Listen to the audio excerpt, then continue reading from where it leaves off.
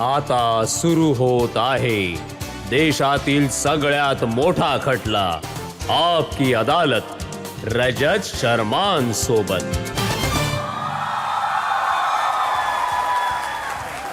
नमस्कार, आपकी अदालत मध्ये आपले स्वागत आहे। आपकी अदालत मध्ये आज सादर करूया फिल्मी दुनियाच्या असे चमकत्या ताऱ्याला ज्यांच्या परिवाराने 87 वर्ष देशाच्या जनतेच्या मनावर राज्य केलं। जर मी तुम्हाला आठवण करून देऊ, मैं शायर तो नहीं, तर तुम्हाला आठवेल 21 वर्षांचा लवर बॉय। जर मी तुम्हाला आठवण करून दिली बचना है हसीनो, तर तुम्हाला आठवेल डान्स आणि रोमॅन्स सेक्स सुपर हिरो। एक असा सुपरस्टार ज्याने 2 वर्षांच्या मुलाचा रोल केला होता आणि मग नंतर 90 वर्षाच्या आजोबांची भूमिका साकारली। तुम्ही त्यांना खूप प्रेम दिलं।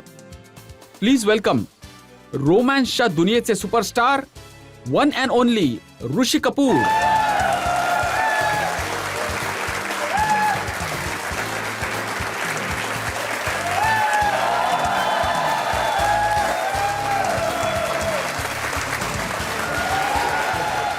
ऋषी कपूर यांच्या या खटल्यावर आज आपल्या जनतेकडून जज आहेत नफिसा अली।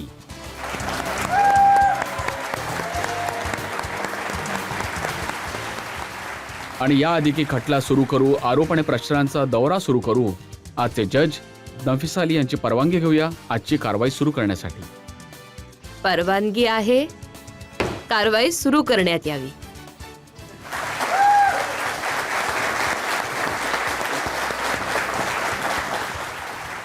तर मग चला खटला सुरू करूया। आपकी अदालत मध्ये पहिला आरोप ऋषी कपूर यांच्यावर।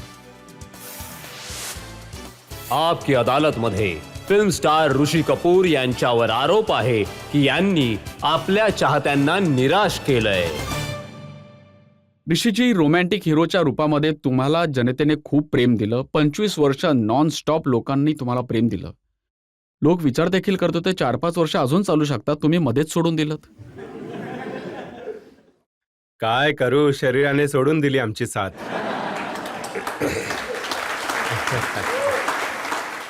असे आहे की रजत बाबू, झालं असं की एक वेळ अशी आली होती की जेव्हा माझी पत्नी नीतू देखील बोलली मला आणि मी स्वतःला देखील बोललो की मी आता मला कंटाळा येतोय चित्रपटांमध्ये। मी फक्त जर्सी घालून उटी स्वित्झर्लंड जाऊन फक्त गाणे गात होतो, झाडांच्या आजूबाजूला सोबत फक्त पळत होतो।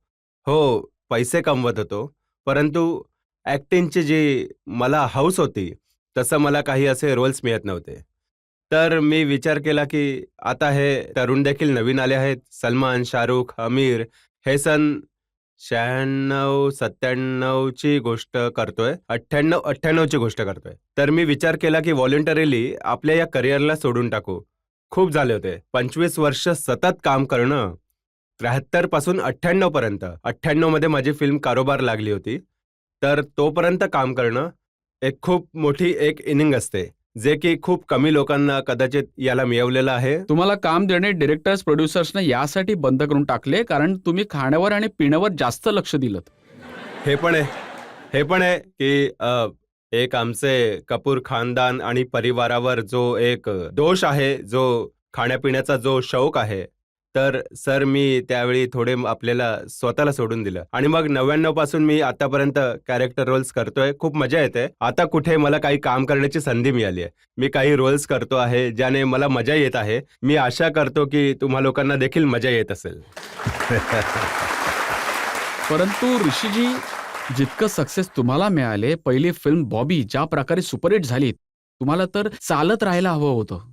मी त्या तुफानाशी लढत होतो, त्या आंधीसोबत लढत होतो। ॲक्शन एराचा जमाना होता आणि त्या तुफानाचं नाव होतं अमिताभ बच्चन।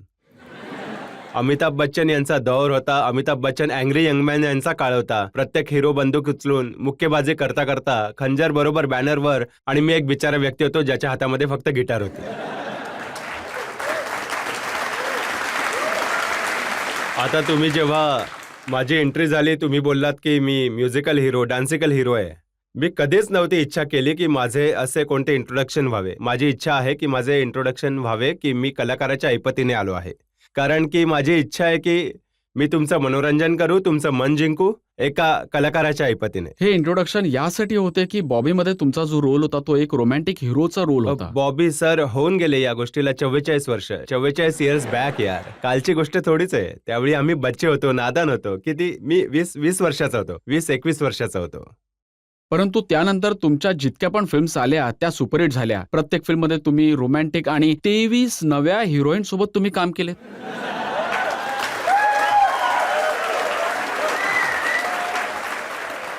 गोष्ट बरोबर आहे तुमची. हो, मी म्हणतात की कदाचित 23 जास्त पण असतील.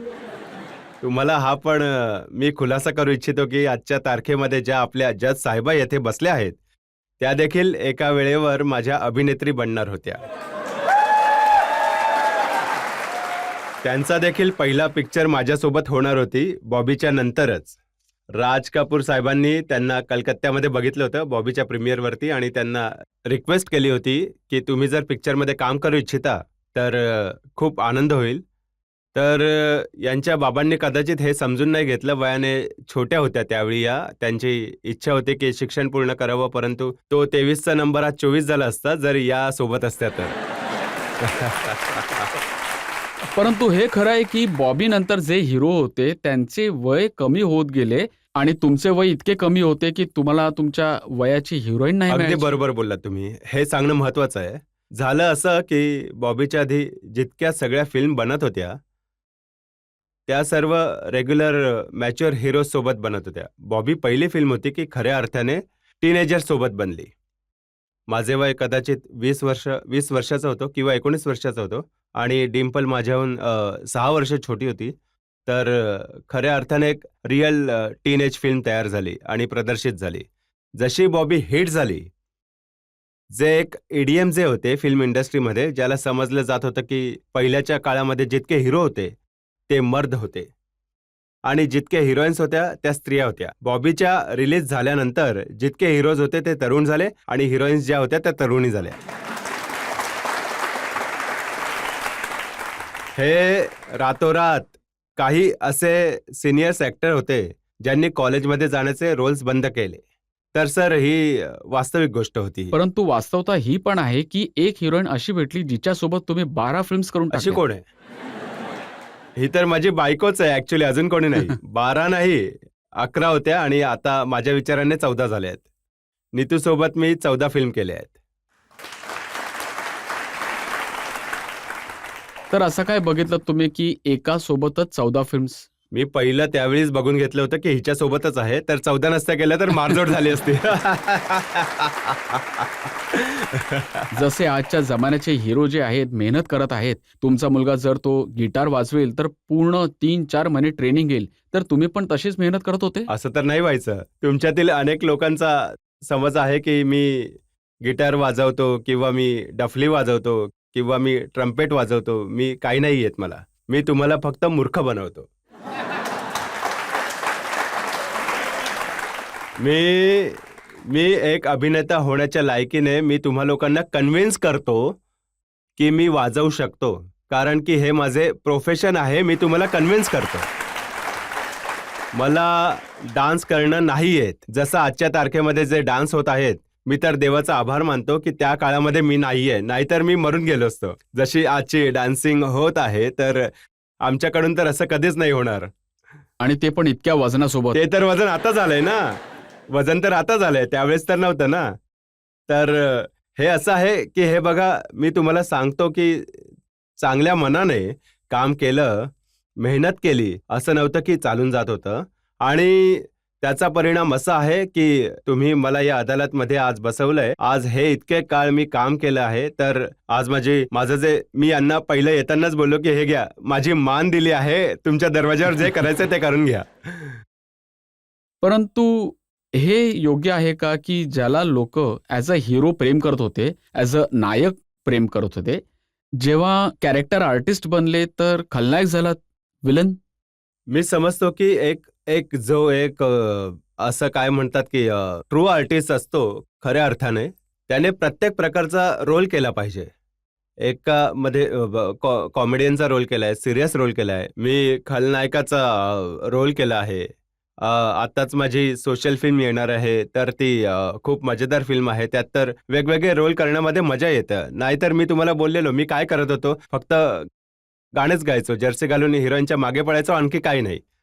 तर आता जाऊन काही काम करण्याची संधी मिळाली आणि मी या गोष्टीचा खूप आनंद होतो मला, की खूप मला आनंद ते होतो 90 वर्षांच्या आजोबा बनून. हो, हो. बघा, बिलकुल.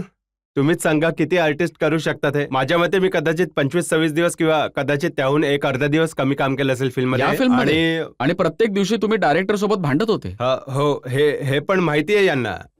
सगळी माहिती आहे यांना. मला 5.5 तास लागत होते तो मेकअप करण्यामध्ये. मी सकाळी 5 वाजता उठत होतो. तर समजा 6 वाजेपासून 11:30 पर्यंत 12 पर्यंत तो मेकअप चालत होता.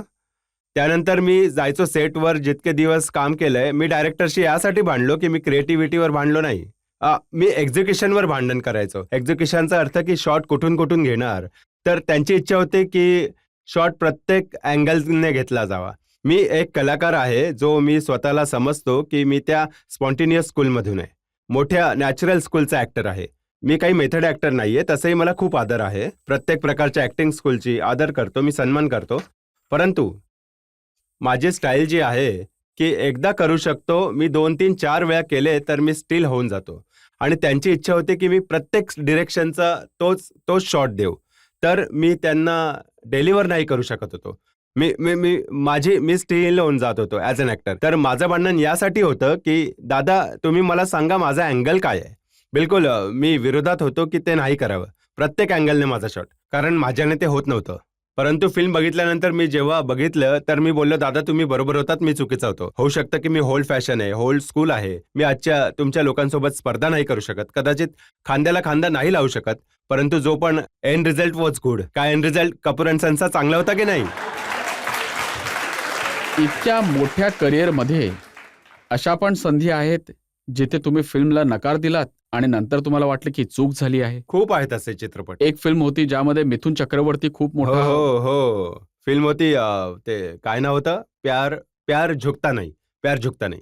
ते त्याचे प्रोड्युसर होते बकोडिया साहेब. तर त्यांनी पिक्चर नीतूसोबत बनवली होती पहिलं. तर त्यांनी मला खूप विनंती केली, खूप विचारलं होतं. खूप त्यांनी असं सांगितलं की मी त्यांच्या फिल्ममध्ये काम करू. पण मी यासाठी नाही केलं, कारण त्यावेळेस माझी नासिर हुसेन साहेबांची फिल्म येत होती, जमाने को दिखाना है. आणि त्यामध्ये मी नासिर साहेबांचा टिपिकल हिरो होतो. You know those white shoes, guitar on the shoulder, you know typical image. आणि प्यार झुकता नाही मध्ये माझा रोल होता एक 4 वर्षाच्या मुलाच्या बापाचा. तर मी विचार केला, बघा इतकं माझं डोकं तर नाही चालायचं की मी जर कोणाच्या बापाचा रोल करेन तर माझ्या इमेजवर जरा काही प्रॉब्लेम होईल आणि मी नाही करायला पाहिजे. आणि ते पिक्चर सुपरहिट झाला. मी नाही केलं एका छोट्या गोष्टीवर. आणि दॅट्स ओके, गुड लक. प्रत्येक माणसासोबत असं होत असतं. अमजद खान सोबत झालं होतं हाऊ इज गॉड शोले. पहिले तर त्यांना डॅनी हवे होते, प्रेमनाथजी हवे होते. Then house hero and Amjad. तर या गोष्टी होत असतात आमच्या इंडस्ट्रीमध्ये. माहिती आहे ना, miss the bus get the bus, तीच गोष्ट आहे. परंतु तुम्हाला सगळ्यात मोठी बस मिळाली जी राज कपूर साहेबांनी दिली. राज कपूर साहेब माझे फादरच नाही, माझे गुरु पण आहेत. जे काही आज माहिती आहे त्यांच्यामुळेच माहिती आहे मला. त्यांनी माझ्यासोबत 3 फिल्म बनवल्या आहेत. मेरा नाम जोकर, बॉबी आणि प्रेम रोग. तिन्ही फिल्म आपल्या काळामध्ये एक खूप महत्त्वाच्या काळामध्ये त्यांचे खूप इम्पॉर्टन्स राहिलं आहे. तर मी त्यांचा खूप आभारी आहे की मी त्या फिल्मचा हिस्सा होतो. राज कपूर साहेबांसोबत काम करताना आणि बाकी डायरेक्टर सोबत काम करताना काय फरक तुम्हाला वाटला? राज कपूर साहेब एक ॲक्टर पण होते. तर ते समजायचं की अडचण काय आहे, ॲक्टरची काय आहे आणि ते दाखवायचं की कसं परफॉर्म करायचं. तर ते इझी होऊन जात होतं एका ॲक्टरला, कारण की ते इमिटेटर होते. तर माझ्यासोबत कधी असं झालं नाही. त्यांनी सोडून दिलं मला की तू परफॉर्म कर. जसं की मी तुम्हाला एक घटना सांगू. बॉबीमध्ये माझे आयुष्याचे पहिले गाणं मला गायचं होतं, मैं शायर तो नहीं. तर मी खूप एक्सायटेड होतो की मला गाणं, पण पहिला हिरो बनत होतो तर मला गाणं गावं लागेल.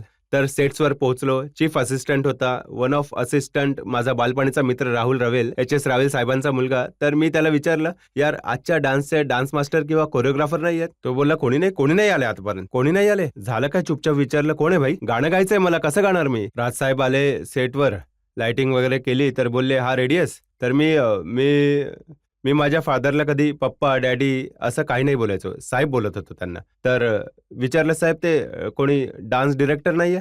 असं कसे का का काय गरज काय? तूच गाणं गा, उभं राहा गाणे म्हण. मला तर येत नाही. ते म्हणाले सगळं येईल तुला, गाऊन दाखव. तर झालं असं की त्यांचे विचार असं होते की जर कोणी डान्स मास्टर मी आणला तर तू त्यांची नक्कल करशील, ते दाखवतील आणि ते त्यांची नक्कल तुमचे सिनियर ॲक्टर्स केलेली आहे. तर लोक म्हणतील की अरे बघा ऋषी कपूर राजेश खन्नाची कॉपी करतोय किंवा धर्मेंद्रची कॉपी करतोय की शशी कपूरची कॉपी करतोय, कारण डान्स मास्टर शिकवतो ना काय करायचं ते. तर ते म्हणाले की तू आपली स्वतःची छबी बनव, आपली आयडेंटिटी बनव असे तू गा. तर आता तुम्ही जेव्हा बघाल मैं शायर तो नाही गाणे, तर मी किती ऑकवर्ड आहे त्या गाण्यामध्ये. कधी हात असा उचलला जसे पोलिसमॅन उचलतात, जसे मी असं केलं आहे. मला काहीच नाही येत, बिलकुल नाही की आता पण काही येत. मला तेव्हा देखील काही येत नव्हतं आणि आताही काही नाही येत. तर मी समजतो की this is a good educational moment for me. त्यांनी मला सोडून दिलं, पाण्यात बुडवून मग हातपाय मारा. तर तिथून सर मी हातपाय मारणे शिकलो, आपल्या स्वतःवरती थोडा विश्वास करणं शिकलो. हो मी करू शकतो. आणि दुसरी गोष्ट ही की मला शिकवलं गेलं की जेव्हा पण गाणे गाल, जी पण गाण्याची व्हॉइस असते त्याची पिच त्याला मॅच करा. आम्ही नेहमी बघतो की गाणे गाताना लोक जे की उंच पिचमध्ये गात आहेत, हे खूप आमच्यावरती उपकार करतायत. दुसरे हिरो असे गात आहेत. अरे त्याला मॅच करा. तुमच्या नसा इथून दिसल्या पाहिजेत, फुलल्या पाहिजेत, वाटलं पाहिजे ऑडियन्सला की नाही यार हा खरंच गातोय. तर एकदा रणबीरने मला फोन केला, बस एकदाच. त्याने माझ्यासोबत मला विचारलं की तुम्ही मला काही टिप देऊ शकता का गाणे गाण्यासाठी? मला खूप ते होत आहे. आय सेड तू राज कपूरचा नातू आहेस, ऋषी कपूरचा बेटा, आणि तू विचारतो मला हे? तर बोलला मला नाही येत. आय सेड इतका उंच गा की तुमची हिरोईन जी आहे ती तुझ्यावर आरोप करेल की तू इतका बेसूर आहे आणि असे गाणे नको गाऊस. माझ्यासोबत तर प्रत्येक वेळी हेच होत होतं.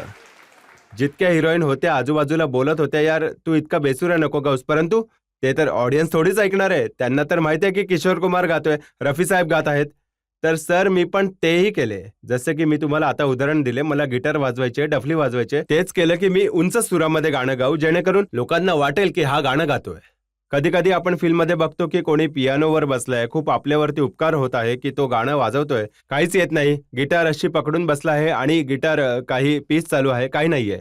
तर माझ्या मनामध्ये प्रत्येक वेळेस वेन आय वॉज किड, बच्चा होतो मी, प्रत्येक वेळेस बघायचो की हे गिटार पीस आहे परंतु वाजवत नाहीये. तर मी ठरवलं होतं की मी जेव्हा फिल्ममध्ये काम करेन या गोष्टीवर नक्की अंमल करेन. वाटायला पाहिजे की ऑडियन्सला की हो यार हा वाजवतोय. मला खूप असे शोजमध्ये लोक म्हणायचे की जरा गिटार वाजवून दाखवा. मी म्हणायचो मला कुठे येतं वाजवता, काय गोष्ट करताय तुम्ही साहेब, मी बघितलंय तुम्हाला वाजवताना. आय सेड मला नाही येत यार. सो या छोट्या छोट्या गोष्टी मी शिकलो आहेत स्वतःकडून, तुम्हा लोकांना दिलंय, तुम्ही लोकांनी ते स्वीकारले आहेत. Thank you sir, thank you. खूप प्रेम लोकांनी तुम्हाला दिले आणि तुम्ही त्याला रेस्ट्रोपेक्ट केलं. तुम्ही जे राज साहेबांकडून शिकलात, तुम्ही दाखवलं जीवनामध्ये. एका ब्रेकसाठी थांबूया आणि ब्रेक नंतर आपकी अदालतमध्ये ऋषी कपूर यांच्यावर जनतेचे आरोप आणि प्रत्यारोप असे सुरू राहतील. काही वृत्तपत्रांमध्ये छापले की कॅटरीना सोबत खूप मैत्री होती, आता तुटली आहे. हो, हे तर मी सुद्धा वाचलंय.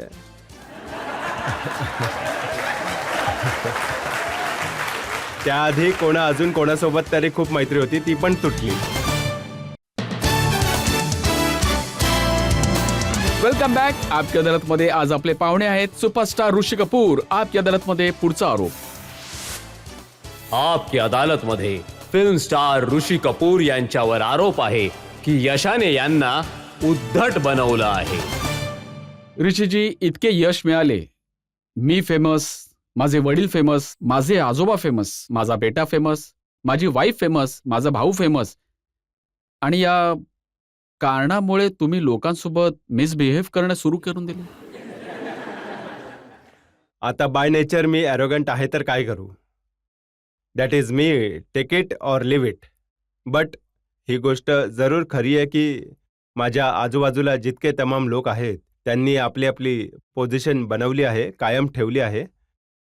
मला खूप अभिमान आहे या गोष्टीचा की मी इंडस्ट्रीमध्ये आमच्या परिवाराने त्यांचे योगदान 87 वर्षाचं आहे. 87 इयर्स इन 100 इयर्स. तर तुम्ही लोकांनी हे जे प्रेम दिलं आहे, मी याचा खूप आभार प्रकट करतो. बस याला कायम ठेवा. माझी इच्छा आहे की रणबीर या पिढीला आता पुढे घेऊन जावं. इतकं मोठं खानदान, इतके मोठी मोठी नावं, पृथ्वीराज कपूर, राज कपूर, शशी कपूर, ऋषी कपूर, आणि नाव काय ठेवले? चिंटू, बघा डब्बू. बघा, यासाठी मी रणबीरचं कोणतं पेट नेम नाही ठेवलं. तुम्हाला माहिती आहे माझं नाव चिंटू कसं पडलं? जेव्हा मी पैदा झालो होतो, माझे मोठे भाऊ रणबीर कपूर साहेब माझ्याहून 5 वर्ष मोठे, ते आपल्या शाळेत नवी नवी कविता शिकले होते. एक रिडल ज्याला म्हणतात ना, रिडलला काय म्हणता मराठीमध्ये? कोडे. की छोटे से चिंटू मिया लंबी सी पूंछ, जहां जाए चिंटू मैं वहां जाए पूछ. तर सांगा काय? तर सुई दोरा. ते सुई धागा होता. तर तिकडनंच त्यांनी मला चिंटू बोलवणं सुरू केलं माझ्या मोठ्या भावाने. आणि आजपर्यंत मी भांडतोय यार, तुला अजून दुसरं कुठलं नाव नाही सापडलं होतं का? परंतु हा चिंटू जेव्हा मोठा ऍक्टर बनला तर तुम्ही आपल्या डायरेक्टर्सला सांगितलं की मी रात्री काम नाही करणार. ही पण एक वास्तविकता आहे.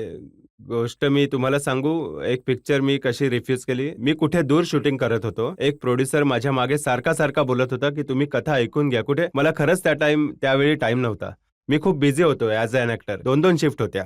तर मी एक दिवस खूप दूर मुंबईमध्ये 2 स्टुडिओजमधलं अंतर होतं, 1 तास 1.5 तासाचं होतं. तर मी म्हणालो तू उद्या या साईडला ये, मी पहिली शिफ्ट इथे करतोय, मग दुसरी शिफ्ट मी त्या स्टुडिओजमध्ये जाता जाता मला गाडीमध्ये तू कथा सांग. तोच टाइम होता माझ्याकडे. तर ठीक आहे. तर तो आला, जेवण वगैरे केलं, मी पॅकअप करून 2-2:30 वाजता गाडीमध्ये बसलो, गप्पा केल्या आणि बोललो की आता सुरू करा. काय कथा आहे ती सांग मला, काय ऐकवायचं ते ऐकव. तो बोलला कथा खूप सिंपल आहे, एका रात्रीची गोष्ट आहे. होतं असं की काय, एक मिनिट काय बोललास तू? तर तो बोलला की मी बोललो खूप सिंपल कथा आहे, एका रात्रीची गोष्ट आहे. अच्छा, एका रात्रीची गोष्ट म्हणजे रात्री बनेल हा पिक्चर? ही सेड हो. माझ्या ड्रायव्हरचं नाव होतं तुकाराम. आय सेड तुकाराम गाडी थांबव. तर म्हणाला का काय झालं? एका रात्रीत तू मला म्हणजे 60 रात्र तू माझी वाजवत राहशील असे. मी तर काम नाही करणार हे.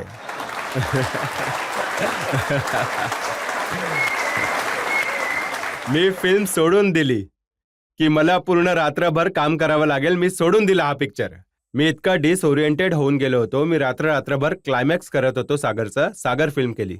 तर 41 दिवस मी इतक्या रात्री केल्या की मी जेव्हा रात्री शूटिंग करून यायचो तर मुलं छोटे होते त्यावेळी, ते स्कूलला जात असायचे. आणि जेव्हा मी उठत होतो किंवा जेव्हा उठत असेल तर कोणीच नसायचं. तर मला वाटायचं की मी अमेरिकेमध्ये टाइमचा त्या झोनमध्ये चालतोय. मी रात्रभर काम करतोय, दिवसा काहीच करत नाही. एका डायरेक्टरने सांगितलं की विस्कीची बॉटल सकाळी 6:30ला उघडत होते. हो बिलकुल. माझा तर तो काळ होऊन गेला होता ना. मी पूर्ण इमानदारीने मी काम केलं होतं. जसं पॅकअप झालं, सूर्याचा उदय झाला, मी नमस्कार केला आणि पहिली ड्रिंक त्यावेळी बनवली.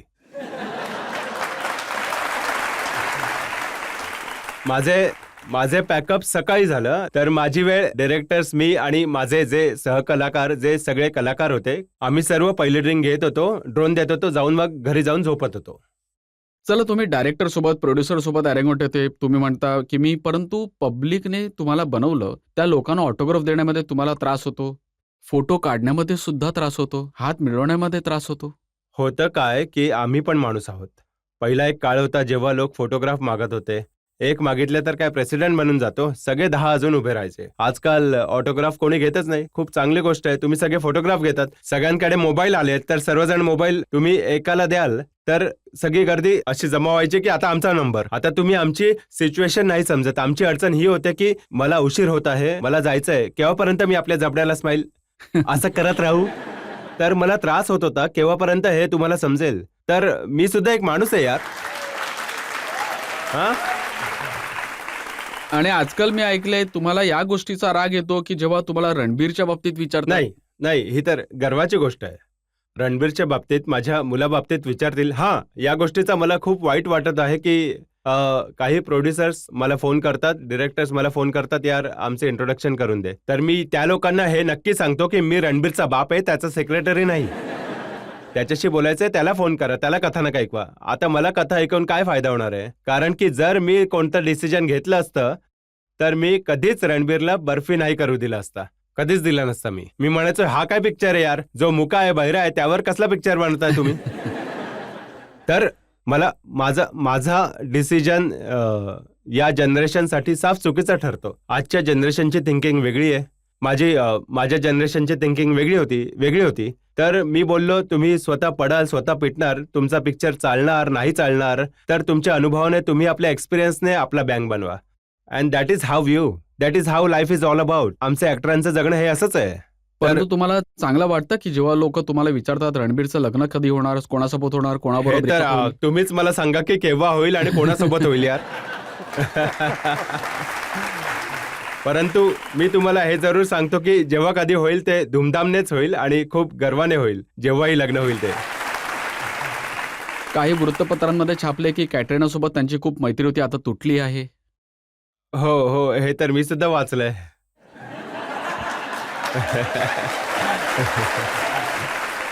त्याआधी कोणा अजून सोबत देखील खूप मैत्री होती, ती सुद्धा तुटली आहे. ठीक आहे भाई, बघा दिल तो बच्चा आहे. तर आमच्या पेशामध्ये कधी कधी कोणता सीन करता करता मन तर येऊनच जातं. आता बघा घायल तर मी सुद्धा आहे. मी सुद्धा माझं मन आपले फिल्मचं काम करता करताच दिलं होतं ना. परंतु 5 वर्ष वाट पाहायला लावली होती तुम्ही नीतूजींना. नाही, अशी गोष्ट बिलकुल नाहीये. आम्ही 73 मध्ये माझं लग्न झालं 80 मध्ये. 79 समजून घ्या, 80 जानेवारीमध्ये. त्यावेळी आम्ही ओळखत होतो, but we got serious only year or so before. आणि इथेच तुमच्या दिल्लीमध्ये साखरपुडा झाला होता. मी आलो होतो दिल्ली कोण्या दुसऱ्याच्या साखरपुड्यासाठी आणि मी चुपचाप लोकांना माझा साखरपुडा तिच्यासोबत करून दिला. सी, याला म्हणतात डेस्टिनी. याला म्हणतात डेस्टिनी. कपूर खानदानाचे इश्क मोहब्बतचे खूप सारे किस्से दुनियेमध्ये आम्ही ऐकले आहेत, परंतु नेहमी गोष्ट होत असते नर्गिस आणि राज कपूर यांची. हो, काय किस्सा होता? आम्ही या गोष्टीची खूप इज्जत करतो की आम्ही जेव्हा कलाकार असतो, कधी निर्देशक असतो, काम करता करता एक मैत्री बनून जाते. मैत्री थोडी पुढे जाऊन वाढते. बिकॉज आमचं जे काम आहे, it is a creative work, inspiring work. आपण तुम्ही प्रेरणा घेत असतात, तुम्ही कोणाकडनं इन्स्पायर होतात. तर वी आर ह्युमन बिंग्स. माणूस माणसाशीच प्रेम करेल, कोणत्या अजून जनावरांसोबत तर प्रेम नाही करणार. तर we are part of that. It happens with everybody. तर हे विवाहित लोकांचे पण कधी कधी असे होऊन जात आहे, दुर्घटना होते. त्यावेळी तर ते it is a part of life, I guess. परंतु फिल्म इंडस्ट्रीमध्ये कदाचित याहून मोठी रोमॅन्टिक स्टोरी कोणती नाही झाली जी राज कपूर साहेब आणि नर्गिस यांची होती. हो, इथेही एक गोष्ट आहे. पण आम्हाला या गोष्टीची काही लाज नाही. आम्ही सगळे सदस्य खूप प्रेमाने एकत्र भेटतो, दोन्ही परिवार. But it happens. It's history and we respect that. It's history and we respect that. चला जनतेला विचारूया, जे लोक प्रश्न विचारू इच्छितात. सर विचारा. सर एक गोष्ट तुमच्याशी बोलायची आहे. आजकालच्या ज्या फिल्म येत आहेत त्यात तुम्हाला पण माहिती आहे की कुटुंबासोबत नाही बघू शकत. हा आरोप माझी पहिली फिल्म पासून लागतोय माझ्यावर. माता पिता कधी नव्हते इच्छित की मुलं बॉबी बघतील. बिकॉज बॉबी फिल्ममध्ये 20 वर्षाचा मुलगा 16 वर्षाच्या मुलीला घेऊन फटफटीवर घेऊन पळून गेला होता ना. तर लोक त्यावेळेस या गोष्टीवर खूप चिंतित होते की पुढे सगळे असे ना करू. अरे यार, हेच तर आहे. जवानीला आता कोण रोखणार तुम्ही? केव्हा प्रेमाच्या तुम्ही विरोधात जाल यार. I advocate this. हे तर होणार आहे. सर, तुम्हाला माझा क्वेश्चन आहे की तुम्ही रणबीर कपूरच्या ऍक्टिंगने संतुष्ट आहात की नाहीये? मी कोण होतो संतुष्ट होणारा? प्रत्येक बाप आपल्या मुलाच्या चिंतेत राहतो आणि त्याला गर्व पण असतो. हे तर आजच्या जनतेने याचे जजमेंट दिलं की लोक त्याला पसंत करतात ॲज अन ॲक्टर. तर मी आम जनतेच्या आवाजाने त्यांच्यासोबत जाईन की चांगलं काम करतोय. सर, तुमच्या खानदानाचं फिल्म इंडस्ट्रीमध्ये खूप मोठं योगदान आहे, ते तर आहेच, no doubt. Being Punjabi film उद्योगासाठी तुमचं जे योगदान आहे ते बिलकुल शून्य नजरेस येत आहे. ही खूप दुःखाची बाब आहे आमच्यासाठी. मी तुम्हाला सहमत आहे, बट तुम्ही हे विसरत आहात की पृथ्वीराज कपूर साहेबांनी नानक नाम जहाजमध्ये काम केलं सर, होतं. ते राज माहिती कपूर साहेबांनी दाराजेंच्या एका पिक्चरमध्ये काम केलं होतं. आणि मी खूप वेळा लोकांना म्हटलंय की माझ्यासाठी कोणती चांगली स्क्रिप्ट द्या. मी आता देखील बोलतोय की फिल्म फ्री करेन मी ती. माझी इच्छा आहे कोणत्या संस्थेमध्ये कोणती अशी फिल्म होईल जी मी माझ्याकडून माझ्या छोट्या ऐपतीनं काही करू शकेल का? पंजाबी का? मी देखील प्रत्येक भाषेमध्ये मी पंजाबी नक्की आहे, परंतु मी राहतो महाराष्ट्रात. मी मराठी फिल्म करीन, कोणती फिल्म करीन. आम्ही माणूस पहिले आणि नंतर आपण स्वतःला वाटूया. खूप चांगली गोष्ट तुम्ही केलीत आणि कमीत कमी पंजाबचे लोक, महाराष्ट्राचे लोक खूप खुश होतील तुमची गोष्ट ऐकून. आपण एका ब्रेकसाठी थांबूया आणि ब्रेक नंतर आपकी अदालतमध्ये ऋषी कपूर यांच्यावर आरोप आणि प्रत्यारोप असे सुरू राहतील. आम्ही लोक आपली हवा बनवून टाकतो. मोठी गाडी, 4 बॉडीगार्ड, चष्मे सगळे, सिंपल राहा यार.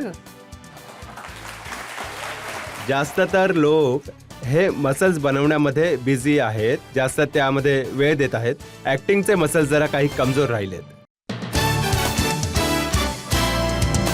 Welcome back. आपकी अदालतमध्ये आज खटला चालू आहे फिल्म स्टार ऋषी कपूर यांच्यावर. आपकी अदालतमध्ये पुढचा आरोप. आपकी अदालतमध्ये फिल्म स्टार ऋषी कपूर यांच्यावर आरोप आहे की यांचा आपल्या जिभेवर ताबा नाही. ऋषीजी, नीतूजी नेहमी बोलतात की ऋषी कपूर कोणाला केव्हा कुठे काय बोलून देतील काही भरोसा नाही. खरं आहे बिलकुल. काय आहे की मी डिप्लोमॅसी कधी शिकलोच नाहीये. जे मनात आहे ते जिभेवर आहे. मी ही माझी खूप मोठी शॉर्ट कमिंग आहे की मी विचार नाही करत, बस बोलून देतो. तर तुम्हाला टेबलच्या खालून लात नाही मारत किंवा चिमटा अरे किती वगैरे? दाखव, किती निशाण आहेत ते. नाही असं होत असतं यार. आता हे खरं आहे का की सावरियाच्या सेटवर रणबीरची पहिली फिल्म होती, तिथे तुम्ही काही अशी गोष्ट बिलकुल खरं आहे. सांगू ती कहाणी. सांगा? झालं असं की संजय लीला भन्साळी साहेब, मी त्यांची खूप इज्जत करतो. खूप चांगले डिरेक्टर आहेत, ते फिल्म मेकर आहेत. तर त्यांनी रिक्वेस्ट केली की तुम्ही फिल्म सुरू होऊन गेली होती सावरिया, तर तुम्ही सेटवर या जरा प्लीज, आशीर्वाद द्या आम्हा सगळ्यांना, मुलांना. तर मी बोललो की कुठे मी सेटवर येईन यार, कॉन्शियस होऊन जातील लोक, मुलं. त्यांनी म्हणलं नाही, यू हॅव टू कम. नीतूने पण सांगितलं चला जस्ट गो, त्यांचं धाडस वाढेल, जाऊन गो अँड तर चाललो गेलो. तर गेलो आम्ही सेटवर, आणि जसं मी सेटमध्ये, स्टुडिओच्या आतमध्ये खूप मोठा सेट लागला होता. तर मी जसे एंटर केले तर मी बोललो, अरे ही कोणती जागा आहे, ही काय जागा आहे. तर मी स्वतःसोबत गोष्टी करायला सुरुवात केल्या की ही अशी जागा आहे जिथे बुधा पण आहे, तिथे एक आर के स्टुडिओचा तो पण आहे, एक वेनिसच्या गल्ल्या पण आहेत, कोणता टर्किश मार्केटही आहे, कोणतं अजिबो गरीब असा सेट लागला होता तो. तर मी बोलायला गेलो, तर मी नीतूला बोललो, ही काय जागा आहे, हा कोणता सेट आहे, कुठली आहे, आपण कुठे जात आहोत. नीतूने चिमटा काढला, चुप उडलो. मी म्हटलं यार चुप चुप मीन्स चुप. ओके. मग मी पाहिलं की तिथे वर अशी लाइटिंगची सिस्टीम लावली. त्यावेळी नवीन होतं. हे मोठे मोठे घुमट होते, घुमटाच्या आत दिवे लागले होते, दिवे म्हणजे लाइटिंग डिपार्टमेंट.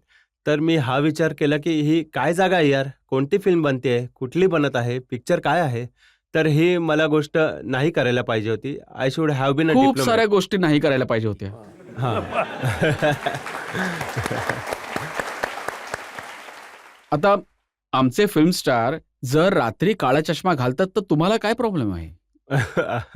प्रॉब्लेम तर आहे यार, सगळ्यांसोबत प्रॉब्लेम आहे. मी विचार करतो की काळा चष्मा घालता सोबत टॉर्च पण घेऊन जा, दिसेल ना रात्री.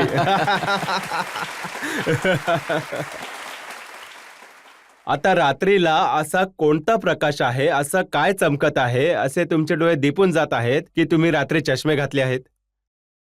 मला हे कधी समजलंच नाही. आता की जितके ऍक्टर लोक आहेत खूप चांगले, आमच्या जनरेशनने असं काही कधी केलंच नाही. आता रात्री 2 वाजता रात्री यार, 2 वाजता रात्रीला जात आहेत फ्लाईटमध्ये आणि चष्मे घातले आहेत यार. टोपीपर्यंत समजू शकतो, कदाचित त्यांना ऊन लागत असेल रात्री, बट सोबत चष्मा घालून कुठे जात आहात रात्रीला तुम्ही. आणि बेशरम असले लोक समजतच नाही हे सगळं. हिरोईन्स पर्यंत समजू शकतो, पण मुलंही हे सगळं करतात. अच्छा भाऊ, मी त्या शाळेतला नाहीये. मी माझे विचार असे आहेत. हे जरुरी नाही की मी बरोबर आहे की चुकीचं आहे, पण मी हा विचार करतो. तुम्ही मला रोखू शकत जो नाही. विचार करता तो बोलून टाकता.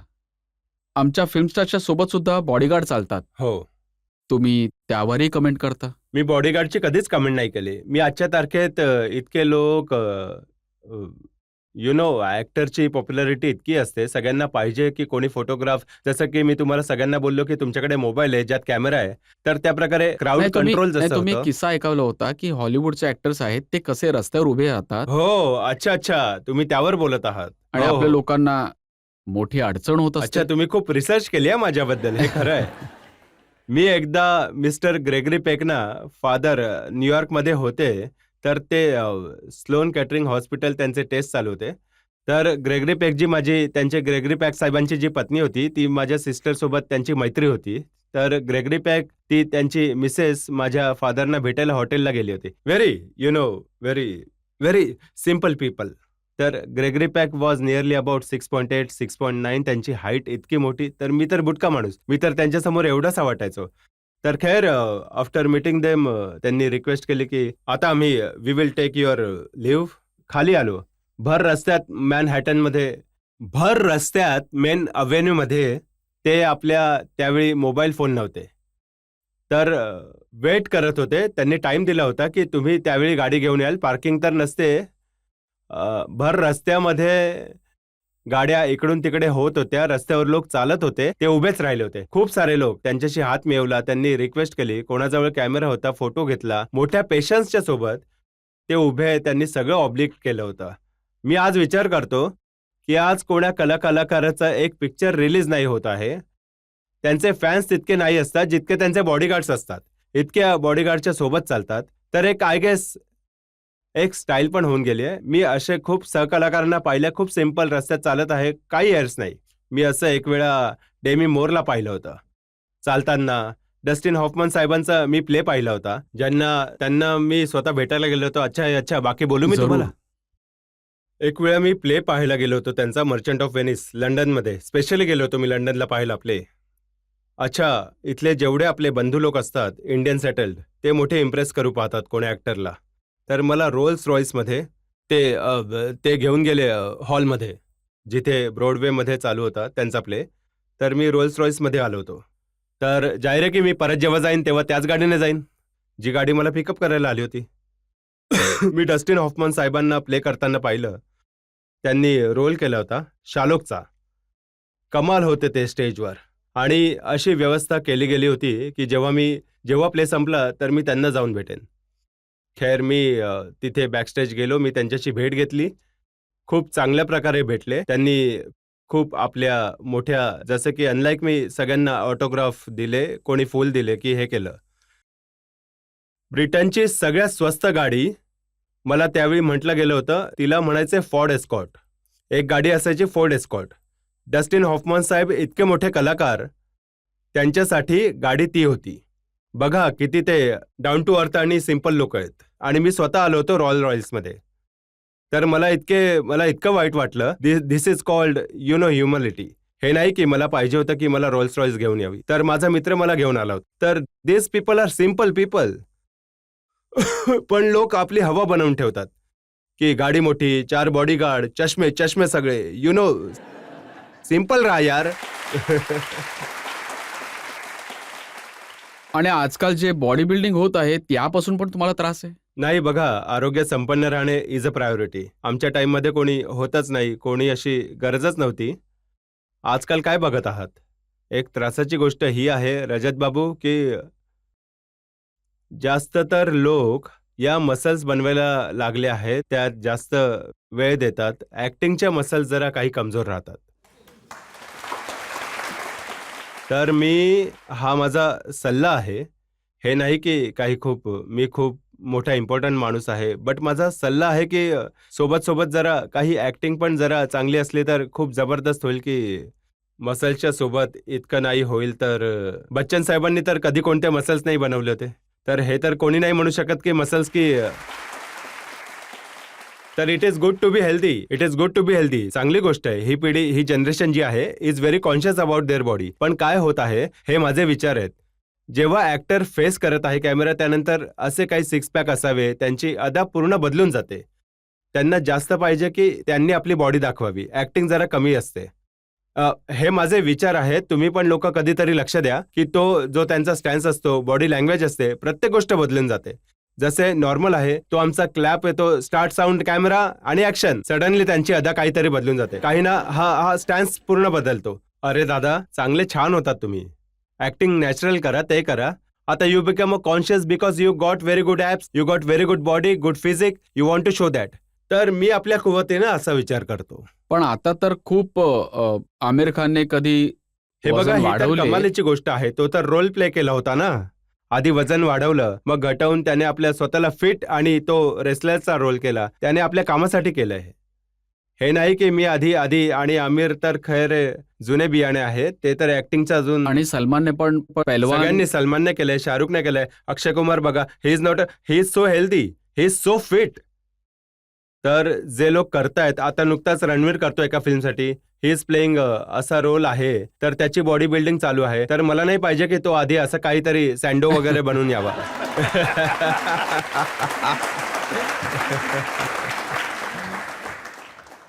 ऋषीजी, खूप साऱ्या अशा गोष्टी आहेत ज्यांनी त्यांनी कॉन्ट्रोवर्सी क्रिएट केली तुमच्या नावाला घेऊन, त्यांना घेऊन आरोप माझ्याजवळ आहेत. आपण एका ब्रेकसाठी थांबूया. ब्रेक नंतर आपकी अदालतमध्ये ऋषी कपूर यांच्यावर आरोप आणि प्रत्यारोप असेच सुरू होते. मी अभिनेता आहे, मला नेता नाही बनायचं आहे. मी अभिनेता आहे, आताचा नेता आहे मी. बघा, जर नेता नाही बनायचं तर मोदीजी लंडनमध्ये भाषण करतात, त्यांची तुम्ही खूप प्रशंसा करता. मला वाटतंय की मोदीजी जे म्हणतात ते एकदम बरोबर पण तुम्ही म्हणतात. मोदीजींची प्रशंसा कराल, स्मृतीची प्रशंसा कराल, राहुल गांधीची का नाही करत? ते पण चांगलं बोलतात.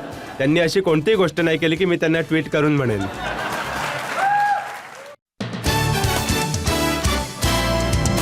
Welcome back. आपकी अदालतमध्ये आज आपले पाहुणे आहेत ऋषी कपूर. आपकी अदालतमध्ये पुढचा आरोप. आपकी अदालतमध्ये फिल्म स्टार ऋषी कपूर यांच्यावर आरोप आहे की हे प्रत्येक गोष्टीवर आपलं मत व्यक्त करतात. आता ऋषीजी, अशा गोष्टी ज्यांच्याशी तुमचं काही घेणं देणं नाही, तुम्ही ट्विट करता, प्रत्येक रात्री ट्विट करता. आता बिहारमध्ये दारूबंदी झाली, तुम्ही म्हणता मी बिहारला जाणार नाही.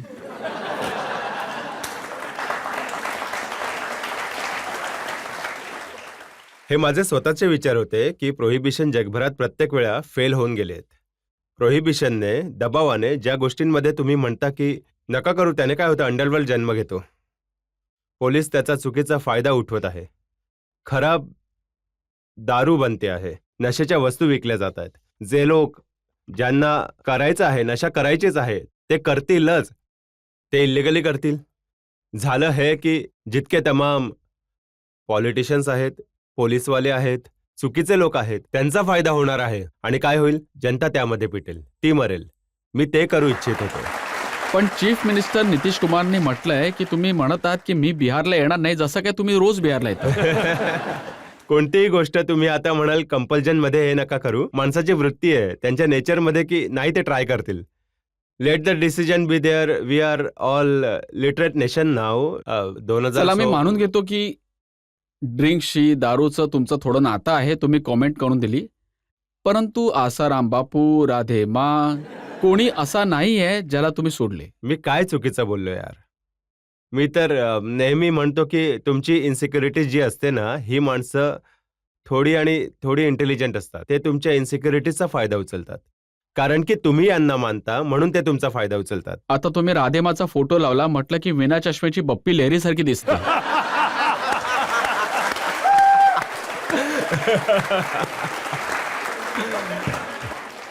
कोणाच्याही मनाला ठेच न लागो किंवा मी कोणालाही मी दुःख नाही पोहोचवू इच्छित आहे. पण मला असं वाटलं की ही कोणती गुरु आली आहे किंवा गुरु आहे जी इतकी मडली आहे सोन्यामध्ये. तर मला वाटलं की बप्पी लहरीची बहीण आहे ही.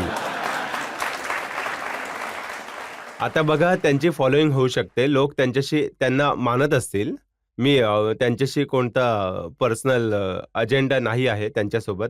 पण विचार करण्याची गोष्ट आहे की काही लोक या गोष्टींचा फायदा उचलतात, चुकीचा फायदा उचलतात, त्यांच्या विकनेस, तुमच्या विकनेसचा. आणि ते इंटेलिजंट पीपल असतात आणि ते आपला धंदा पाणी चालवत राहतात. तुम्ही त्या बाबा राम रहीमच्या बद्दल पण म्हटलं की मी त्यांचा रोल करण्यासाठी तयार आहे, माझ्यावर खटला चालून बघा. मला आठवत नाहीये, मला ते एक वेळा भेटले होते, खूप चांगल्या प्रकारे भेटले होते, खूप चांगले होते. पण जर मी करू इच्छितो कोणता रोल आणि जर मला असं करावं लागलं, तर मी त्यांच्याकडनं इन्स्पिरेशन तर घेऊ शकतो ना, कोणता रोल त्यांची करण्यासाठी. नक्कल करण्यासाठी किकू शारदावर केस होऊन गेली होती, हे चित्र आहे. ओके, आणि तुमचं ट्विट तुम्हाला आठवत पण नसेल, रात्रीमध्ये केलं असेल काय? tweet.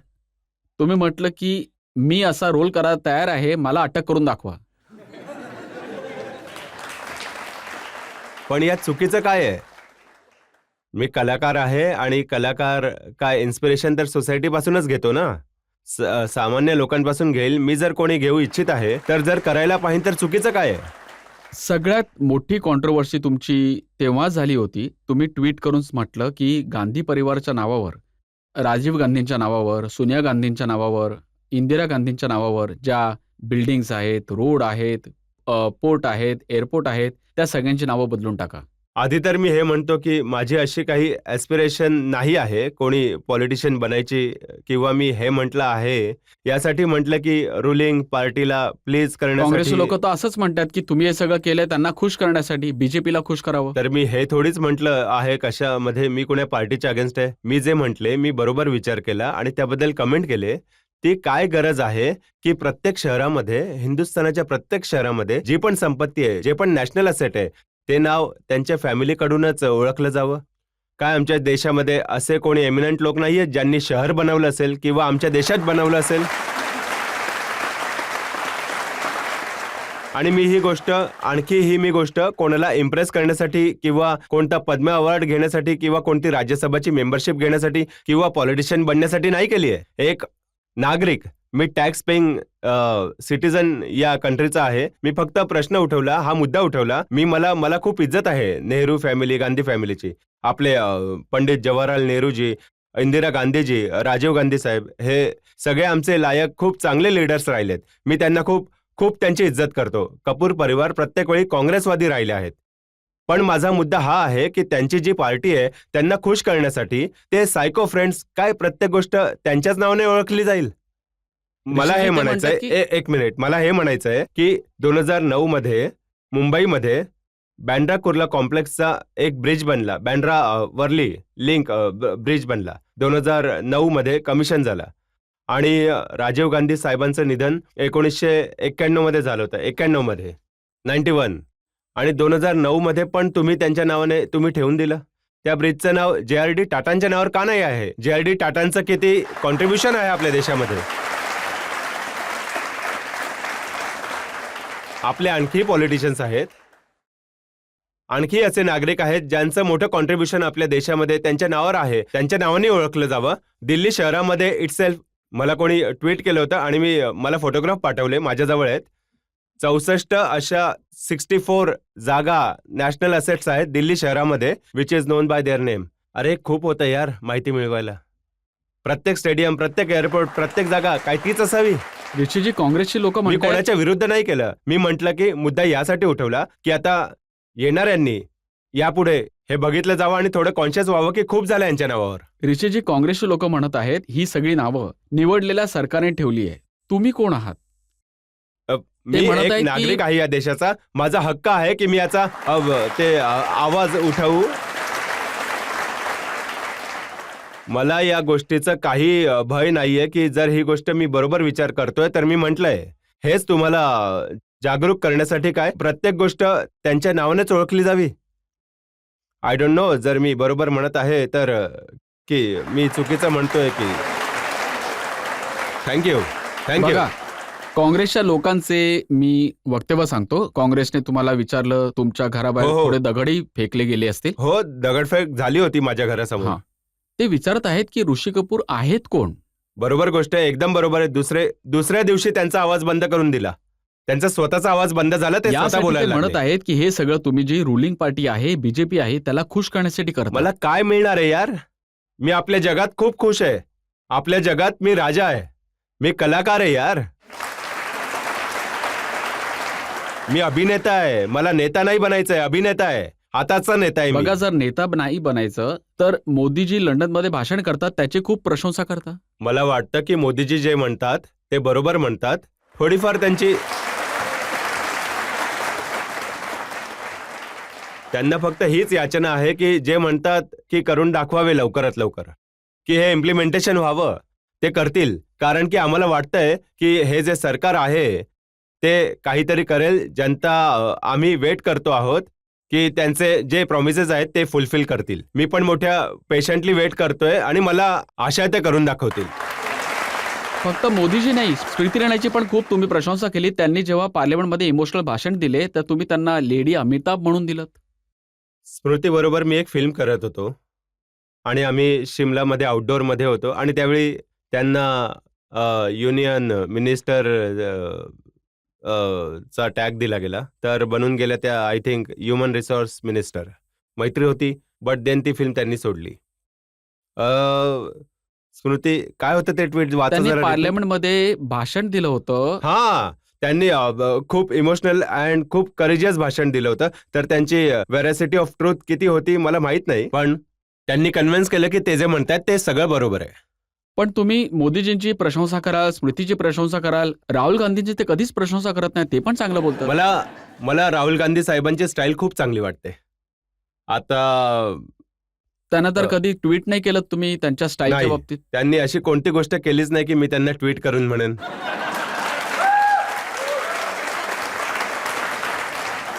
काही लोकांनी हे म्हटलं की तुम्हाला दुःख आहे इतके वर्ष तुम्ही फिल्म इंडस्ट्रीमध्ये काम केलं, पण तुम्हाला कधी काँग्रेसच्या सरकारने पद्म अवॉर्ड नाही दिलं. आता कदाचित मोदीजीच अवॉर्ड देतील. अरे जेव्हा 44 वर्ष 44 इयर्स काम करताना त्यांनी नाही जाणलं तर आता काय जाणणार. आता तर घ्यायची वेळही नाहीये. मला दुःख या गोष्टीचं आहे की शम्मी कपूर साहेब असेच चालले गेले. तुम्ही शम्मी कपूरला पण ऑनर नाही केलं. It is sad. कारण की आमच्या सरकारमध्ये ते होते. दिल्लीमध्ये जर कोणता पूल असला किंवा तुमचा कोणता तिथे माणूस असेल तरच तुम्ही त्यांना अवॉर्ड देतात. कोणत्या लायक माणसाला देतच नाही तुम्ही. परंतु आता तरी तुमचेच सरकार आहे ना. लोक माझं सरकार कुठे आहे? इतर जनतेचं सरकार आहे. मी मी मी बीजेपीच्या विरुद्ध तुम्हाला- सुद्धा गोष्टी केल्या आहेत आणि मी बरोबर तुम्हाला मोदीजींचा भक्त म्हणतात. गुड. मी म्हटलं ना की मी भक्त जरूर आहे, परंतु मी देवाचा भक्त आहे. आता हे भक्त आजकालच्या जमान्यामध्ये काय याला कोणत्या कॉनोटेशन मध्ये म्हटलं जातं हे मला माहित नाही, परंतु yes, if so be it, I am. पण हे तर खरं आहे ना की अमर अकबर अँथनीमध्ये तिघं असे आहेत, मग अमिताभ बच्चन असो, ऋषी कपूर असो, विनोद खन्ना असो, तिघे मोदीजींच्या सोबत. असं झालं की बच्चन साहेबांवर कोणते आरोप लागले होते. मग त्यांनी मला पण एम्ब्रॉईल केलं. जेव्हा मी म्हटलं काही तर मी ट्विट केलं होतं. हे दोन तर आहेत. आता हे विनोद खन्ना साहेब अशी काही गोष्ट करतील तर मग अमर अकबर अँथनी तिघेही असतील सोबत सरकार. तर असं काही मी म्हटलं होतं. बघा, परंतु मी हे- जे काही करतो ना ते मजेसाठी करतो. मी कोणालाही ठेच नाही पोहोचवू इच्छित. जर मी चुकीने एखाद्याला ठेच पोहोचवली तर मी आज सुद्धा हात जोडून तुमच्या समोर माफी मागतो की माझा उद्देश इंटेन्शन ते नसतं.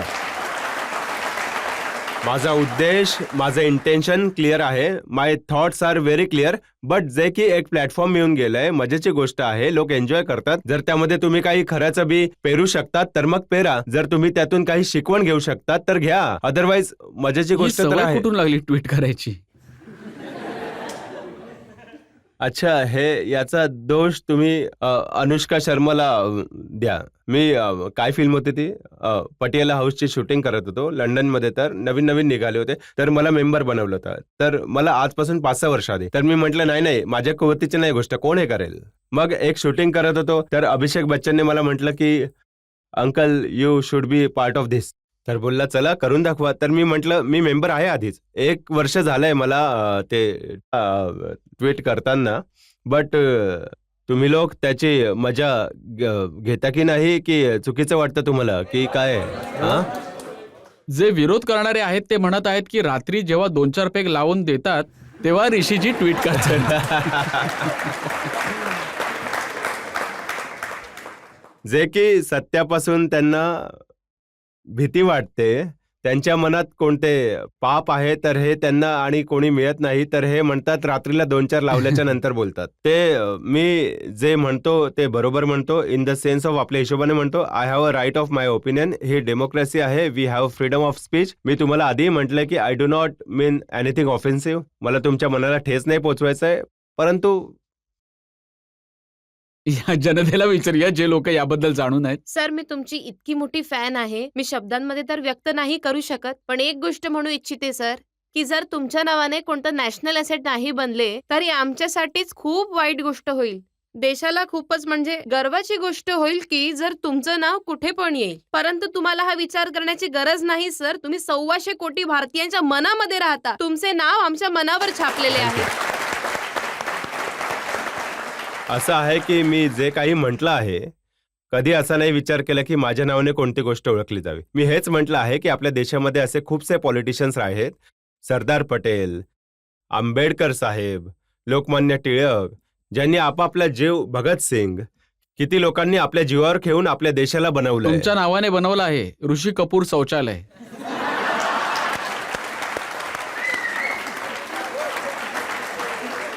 हे हो, मला कोणीतरी सांगितलंय की हा बनवलं फोटो- गेलं हा. आहे.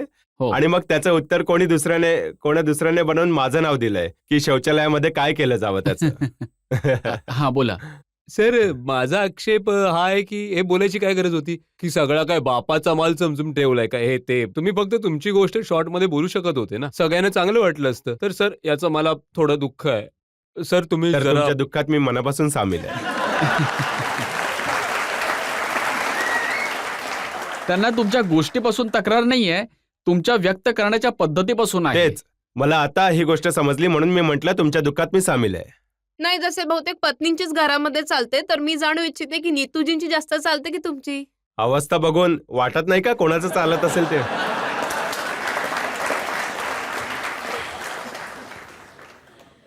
जर त्यांची चालत असेल तर हे ट्विट करणं बंद केलं असतं तुम्ही.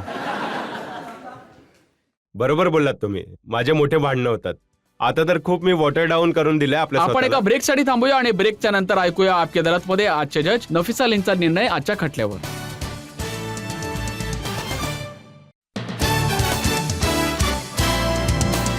Welcome back. आपकी अदालतमध्ये आज आपला खटला चालवला सुपरस्टार ऋषी कपूर यांच्यावर. त्यांना विचारलं त्यांच्या लाईफच्या बद्दल, त्यांच्या कॉन्ट्रोवर्सीज बद्दल. आम्ही त्यांना विचारलं त्यांच्या फिल्मच्या आयुष्याबद्दल आणि त्यांनी प्रत्येक प्रश्नाचे मोकळेपणाने उत्तर दिले. परंतु आता वेळ आहे आपकी अदालतमध्ये आजच्या जज नफिसा अलींच्या निर्णयाची.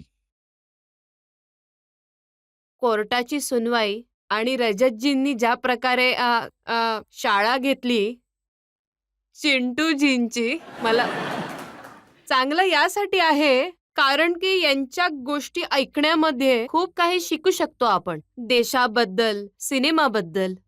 परंतु माझ्या हिशोबाने तुम्ही म्हटलं की तुमचं कोणते पॉलिटिकल लिनिंग नाहीये, पण तुमच्या ट्विटच्या पद्धतीने दुसऱ्या लोकांचा फायदा होतो किंवा उचलतात याच्यावर तुम्ही थोडं लक्ष ठेवा.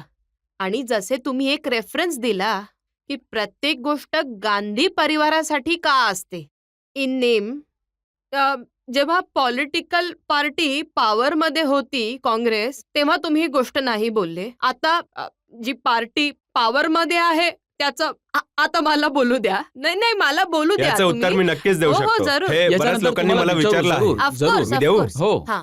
झालं हे की जेव्हा मी संध्याकाळी पाहत होतो की दिल्लीच्या एका अकबर रोडला महाराणा प्रताप रोड म्हणून ओळखलं जावं, तेव्हा माझ्या मनात हा विचार आला की मी हे का नाही म्हणू की जितके जे प्रत्येक जसे मी म्हटलं आहे नॅशनल असेटना एकच नाव दिलं जातं ते का नाही. जर हे त्यावेळी असतं तर मी त्यावेळी बोललो असतो. जर त्यावेळी त्या विचार रोडचं नाव करण्याची जर गोष्ट आहे, तसंच आता का असतं, होतंय? तेच म्हणतोय ना, झालं याच वेळी. फक्त Political- टायमिंग political वेगळा होतं. होता. नाही, पॉलिटिकल खेळ असतो. ऋषी, यू हॅव टू खूप केअरफुली तुम्ही ट्विट केलं पाहिजे, कारण की तुम्ही एक रोल मॉडेल आहात, तुम्ही आयकॉन आहात. तुम्ही खूप काही शिकवू शकता आणि मेसेज चांगला देऊ शकता आणि याचा फायदा येणाऱ्या जनरेशन्सला मिळू शकेल. थँक्यू. या आशेसोबत, या विश्वासासोबत की ऋषी कपूर याच प्रकारे खुल्या मनाने आपल्या गोष्टी बोलत राहतील, जगाला एंटरटेन करत राहतील, लोकांचं मन जिंकत राहतील, जनतेच्या हृदयावर राज्य करत राहतील आणि खूप वर्षांपर्यंत काम करतील. याच प्रार्थनेसोबत आजचा शो इथेच संपूया. पुढच्या आठवड्यात तुमची पुन्हा भेट होईल एका नवीन व्यक्तिमत्वासोबत. तोपर्यंत नमस्कार.